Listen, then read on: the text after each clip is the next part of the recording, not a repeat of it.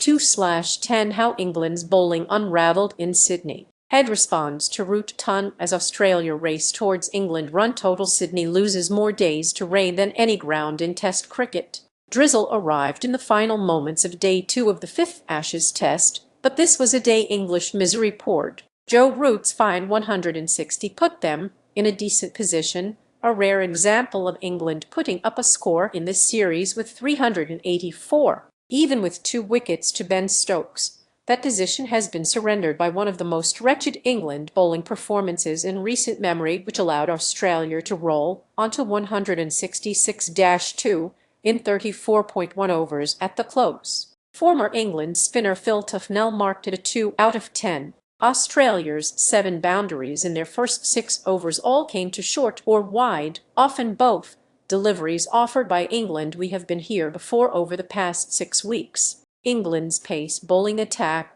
was supposed to provide new hope of winning in Australia. Luke Skywalker would have been better at holding the line and length. In Perth and Brisbane, England's philanthropy allowed Australia to reach 116.3 overs and then 17.2 overs, both in the top 5 for quickest they have reached 3 figures in 140 years of Ashes tests. This effort 100-1 in 20.3 overs was not far behind. Again, England's length was the obvious failing. Brydon Carse and Matthew Potts set the tone with a wayward first 6 overs, which included 7 fours, all of them to cuts and pulls. Potts and Carse bowled 47% of their deliveries shorter than 8m in the first 6 overs, compared to 19% by Australia across the same period on Day 1. Potts, playing his first match of the series, ended the day with 0-58 from 7 overs. Carse, as he has throughout the series, has been hit at more than 4 runs per over, though Jake Weatherald was dropped off his bowling.